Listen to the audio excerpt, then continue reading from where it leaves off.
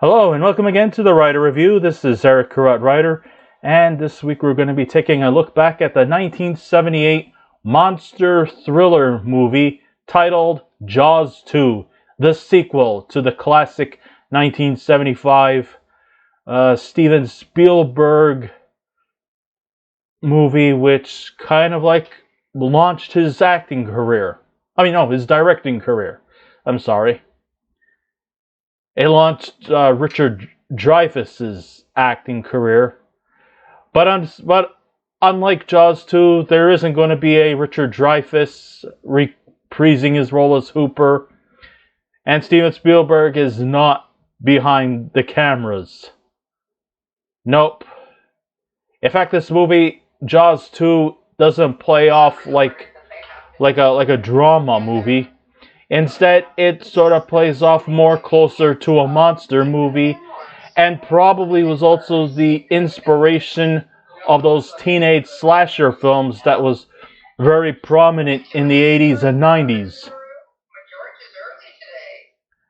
The runtime of this movie is an hour and 56 minutes long. The director is, well, it's, of course, like I said, it's not Steven Spielberg this time. It's a French director by the name of Jeannot Szwarc. The script was written by Carl Gottlieb and Howard Sackler. It is produced by Richard D. Zanuck and David Brown, and it is based off of the characters by Peter Benchley. The music was composed by the legendary John Williams. The cinematography by Michael Butler. And it was edited by Neil Travis, Steve Potter, and Arthur Schmidt. And the stars of the movie are, it's a big list here. We got Roy Scheider, who is returning as Police Chief Martin Brody. We have Lorraine Gary. She's returned as his wife, Ellen. Also returning is Murray Hamilton as Mayor Larry Vaughn. We also have Joseph Mascolo, who plays Len Patterson. He is back. Jeffrey Kramer is also returning as Deputy Jeffrey Hendricks, I think his name was. Collin Wilcox, she is Dr.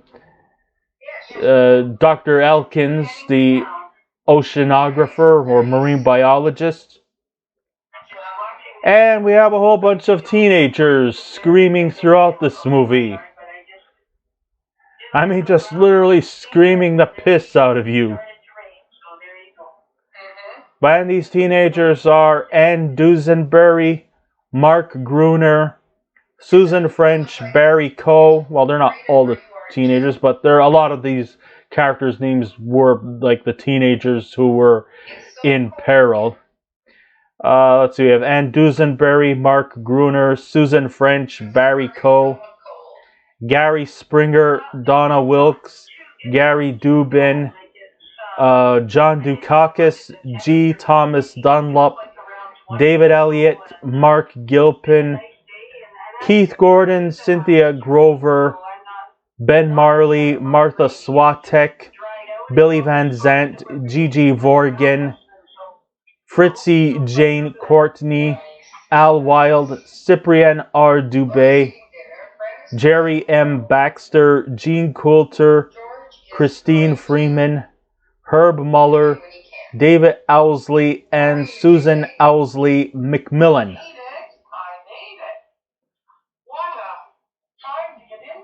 So what did I think of this movie? One of the reasons why I would never go to a beach or a river or even a lake is the fear of deadly fish. Be it piranhas, be it leeches, be it sharks, be it stingrays. I mean, there are all kinds of dangers in these waters. And I'm just afraid that I could probably end up getting killed by these deadly sea creatures, whatever they are. That is why I have in my backyard a swimming pool, where I'm free from any kinds of deadly infestations. Hey, if I want water on myself, I could just go take a shower. But I'm not gonna let any deadly sea creature kill me. Safe and secure from any of these sea creatures, like jellyfish, stingrays, electric eels, and most importantly, sharks. I've heard over the years many tales about humans getting in contact with these creatures, and they're not always that pleasant. Think of what happened with Steve Irwin, for example. Remember the crocodile hunter? I've always thought he was going to get impaled by a crocodile, since he often used to get in close contact with them. But instead, he got impaled by a stingray.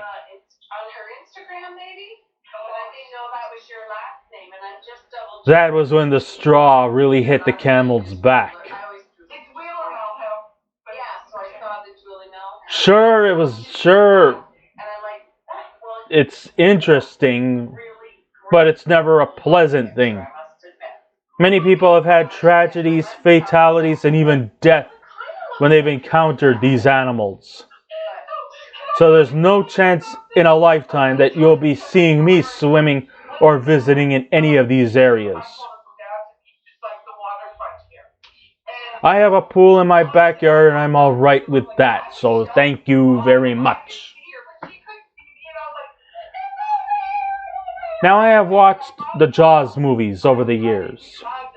And while the first movie could be a standalone great movie, but it just goes to show you that once they started to turn it into a franchise and we started to have the Jaws 2, and then we had a part 3 called Jaws 3D, and then we had a Jaws 4, and also surprisingly a direct-to-video movie called Jaws 5 or Cruel Jaws. I don't know if it was actually part of the franchise canon, but I guess it technically could be. I mean, Peter Benchley does have some credentials for this movie, so I suppose it's part of the franchise, although not 100% confirmed.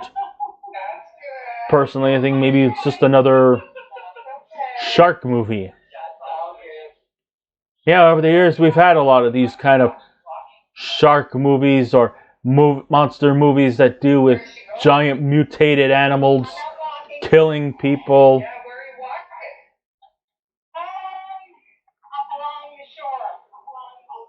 So by watching the Jaws films and all the other inferior sea creature themed replicas like the Sharknado movies, these movies truly convinced me not to go anywhere near these areas. Am I going to say that this movie is going to change my life forever, or is it going to give me a different lease on life? Hardly a chance. It's a stupid movie, and I think this movie just practically basks in its stupidity with no apologies.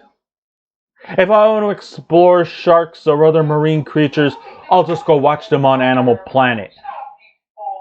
Or I'll just stick to the Jaws movies, which are entertaining most of the way, though some are better than others. So Jaws 2 is practically the continuation of the 1975 classic. And if it was to be just a standalone movie, it's a great movie. It's entertaining. There's a lot of adventure. There's a lot of tension. There's a lot of drama. And there's a lot of fear. And the fear factor in this movie seems to be far more prominent this time than in the first Jaws movie, where the first Jaws movie kind of like as a standalone would be more closer to almost like a Moby Dick mission type movie that has much more serious content to it, And the shark, who in the first Jaws movie, his name was Bruce. Yeah, they gave Jaws the name. His name was Bruce in the first movie. And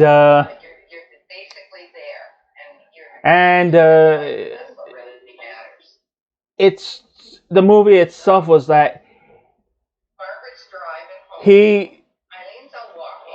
presence was not on as frequently. He would just come in every once in a while, and was not always like in full camera effect. But the fear that this giant shark creature is lurming around Amity Island, the shores of Amity Island.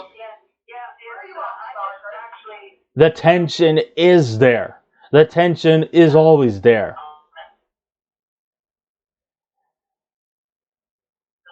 But as you go into the sequel, in the sequel of Jaws, I'm led to believe that the second shark in Jaws 2 was actually a female. I'm not sure if it's Bruce's daughter or Bruce's wife, but I think her name was Brucette. Anyways, she's bigger and more threatening and even more dangerous, and she's also featured quite a lot in this movie. I mean, practically in this sequel, you don't really give a flying fuck about the human characters. It's all about the shark. It's all about the 50-foot shark and her causing wreckage and havoc and fear among the inhabitants of Amity Island, and how all the adults except for Martin Brody, his deputy, and Ellen, they all are on Martin's side, while everybody else, including that asshole mayor Larry Vaughn, played by Murray Hamilton, and I mean, he doesn't really care, and all the rest of the other people on the island are all like dismissive about him, like, there's no threat, you're just exaggerating. I mean, didn't he learn anything from the first Jaws movie? He's pretty much still playing the same fucking asshole like in the first movie. It's like he never changed. It's like, oh well, we had a little setback 3 years ago. Everything's fine. Mr. Patterson, or Len Patterson, is building this new hotel so that they could try and bring back tourists to the island. So he's just pretending like there's no imminent threat. Whereas Martin Brody is like the only one who's trying to tell them that there's a shark on the horizon, and she's not exactly very happy. In fact, she's downright hungry for surfers, hungry for boaters, hungry for swimmers, hungry for orca whales, which I will explain a lot bit later on. I mean, this movie does have that level of intensity and fear, like you would expect from a monster movie.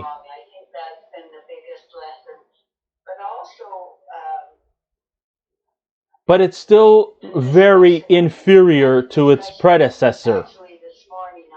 Jaws 1 did not have these kind of emotional cliffhangers or this great level of intensity like in the first one.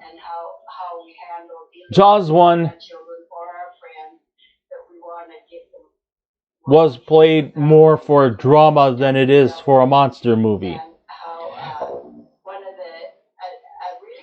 Okay, so the terror factor decreases quite substantially. However, it does pave the way in a different direction by making the film center around the kids in peril,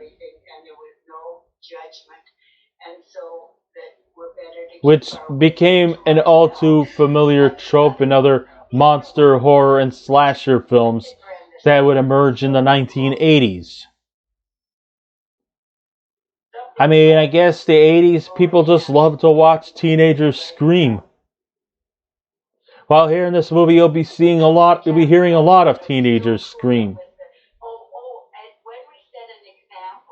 Because watching teenagers scream in fear was almost like an obsession towards a lot of these horror film directors.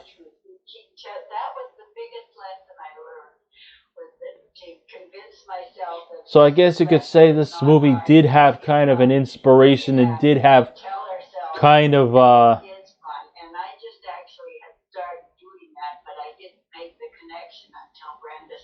an inspiration towards these kind of movies that would eventually evolve over the years.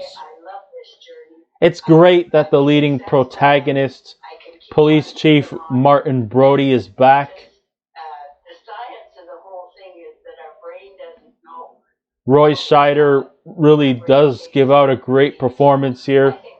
And this is actually coming from an actor who actually did not want to return, but was kind of like blackmailed into playing this role simply because he wanted to get out of his contract with Universal Pictures. But in order for him to actually get his grant, they said that he had to play the role. So he did this out of great reluctance, even though he did it with determination. They said that during the time that he played the role of Martin Brody, he made the atmosphere very uncomfortable, even going as far as to get into a physical altercation with director Jeannot Szwarc. And it had to be people who had to kind of like tie him down in order to control him. Because let's face it, Scheider did not want to do this movie. He only did it because of obligation. But he still pulled off a great performance. Maybe not at the same level as he did in the first Jaws movie, but at least it was still effective. At least we got to see Mr. Brody, Chief Brody's role, show that there is some level of him being a bit of a shell of his former self. And I guess you could say his fear and paranoia of the ocean was taking its toll on him.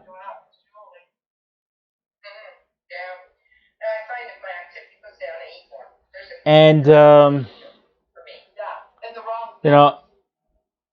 we can understand that. I mean, after the horrific events that he went through in the first movie, and then all of a sudden, history repeats itself, you would think that, his level of sanity was on the decline. But I think after this movie, his insanity came into, real full effect. But I think he did pull off a great performance, much to his reluctance.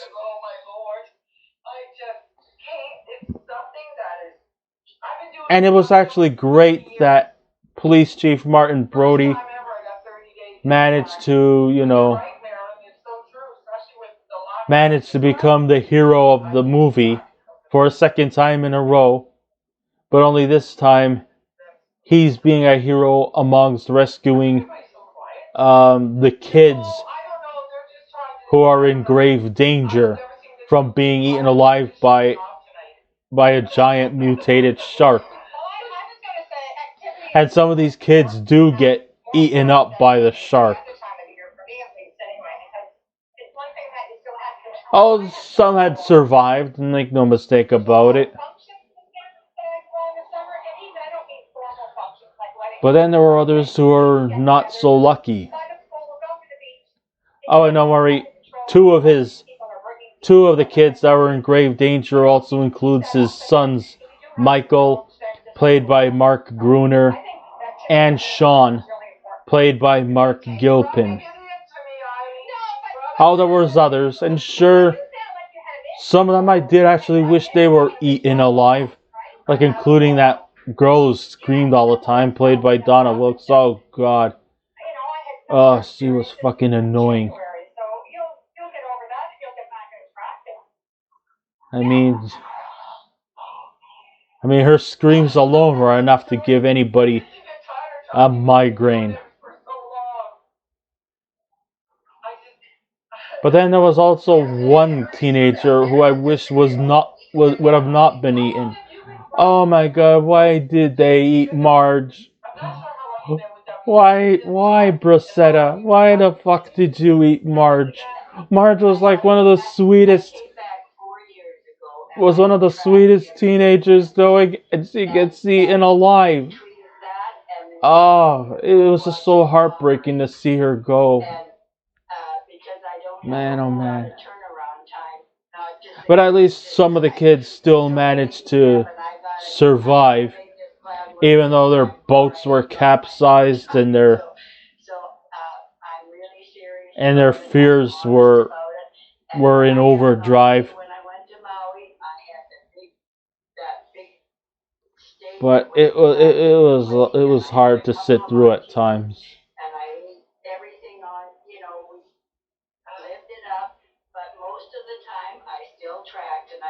So to say that Chief Brody had settled down after the horrific events on the previous Jaws movie is totally not true. His fears and paranoia had since escalated to greater heights, even though the citizens of Amity Island have moved forward as tourism has been booming, and even a new hotel has been built to create more attraction, thanks to Mayor Vaughn and his new contractor, who went by the name of Len Patterson, played by Joseph Mascolo, who also seems to be somewhat a bit touchy, particularly those of the female persuasion, if you understand what I'm talking about. Yeah.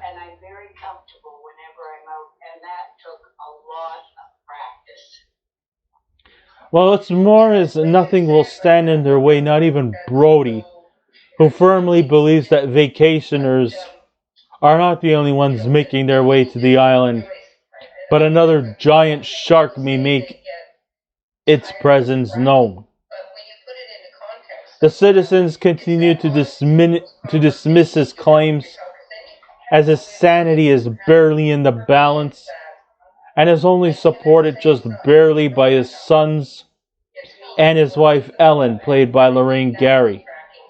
Apparently his instincts are correct, as he notices the disappearances of two scuba divers who are exploring the Orca, the boat from the previous Jaws movie, and then a beached killer whale is found with bite marks on it. Even though it's not true about how that sharks actually kill orca whales, and that's actually the other way around. Orcas have been more of a threat to sharks than the other way around. But this is no ordinary shark. It's a giant monster shark. But everyone still thinks he's delusional, even to the point where they decide to remove him from his police duties.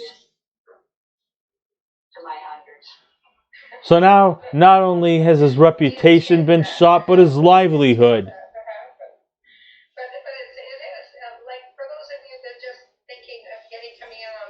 So after being told by his father not to go out in the ocean, his oldest son, Michael, avoids his father's demands and decides to hang out with his friends and go sailing.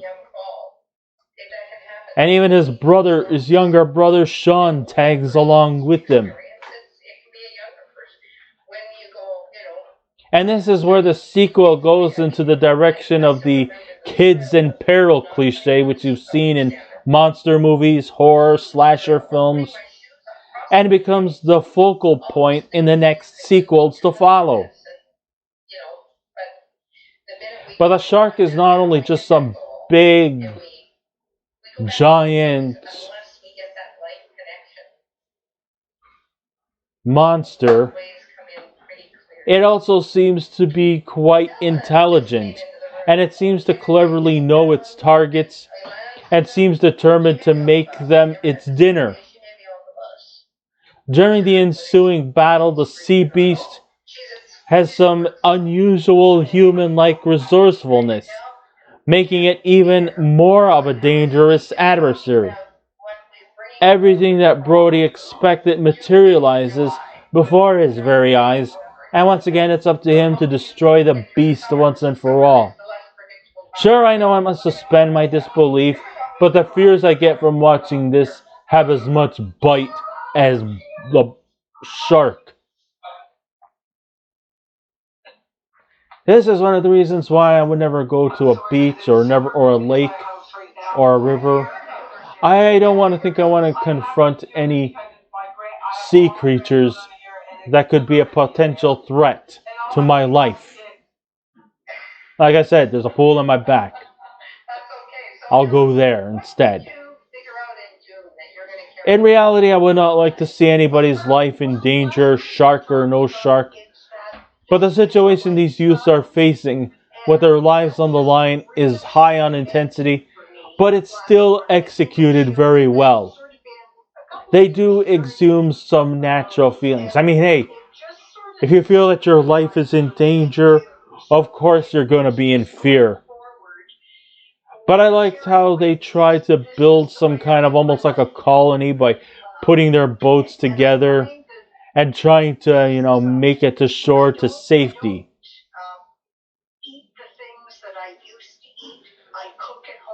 With their boats on the brink of capsizing, not everyone survives. With the shark taking over the waters, the excitement level is at a fever pitch. More so than the first Jaws movie. Which is not bad because, instead of being enlightened like in the first Jaws movie, this movie was played simply for entertainment purposes. To really actually just give your brain a rest.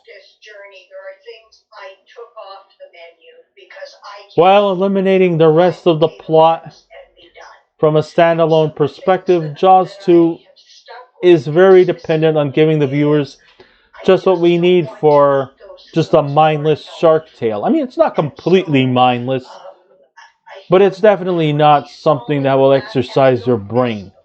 It's a popcorn film. It's a monster film. It's there to generate scares and fears and makes you sometimes reconsidering of wanting to, swim in a lake or swim in a river or even a pond. Because the thing about underwater creatures is they're more unexpected than compared to animals who live off of terra firma. Because you don't know what the hell's underneath the waters.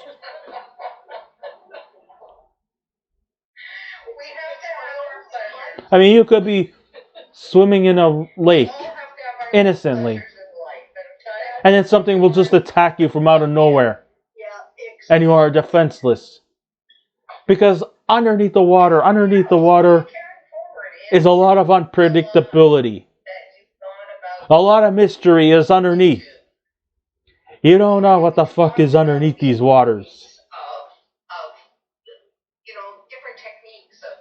And I'm not really particularly that keen on surprises either. So, I don't really seem to be inclined to take that many chances.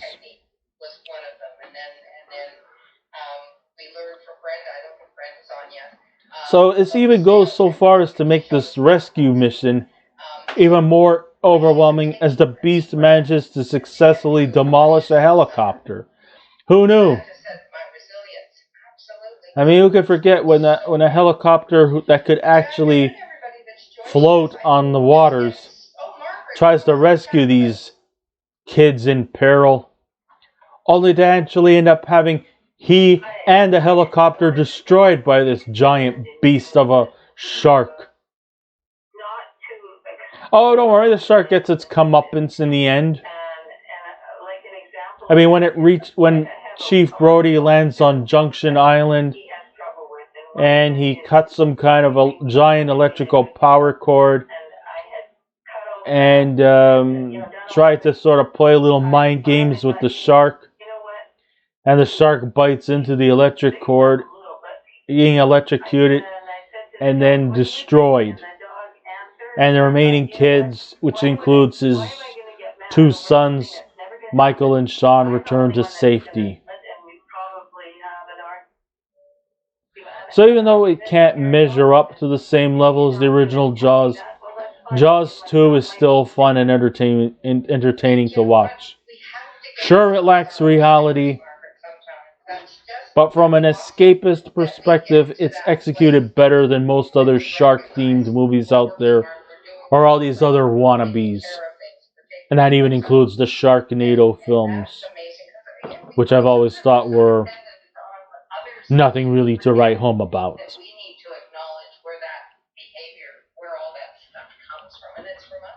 So although Jaws 2 is entertaining on its own merits, I'm still not going to say that it's at the same level of Jaws 1. Jaws 1 will always be a classic. Jaws 2 is nothing more than just a popcorn movie, just there for entertaining purposes. And so when all is said and done, if I was to give this movie a scale out of 10, I would give Jaws 2 a 7 out of 10. So I guess this ends my writer review. Thank you all for listening in. If you wish to subscribe to my YouTube channel, please feel free to do so. If you wish to leave a comment, go right ahead. But just remember the 3 simple rules: be kind, be courteous, and please refrain from any rude comments. And I'll be back again with another movie review. So until next time, this is Eric Writer saying keep watching those movies, and I'll see you around. Goodbye.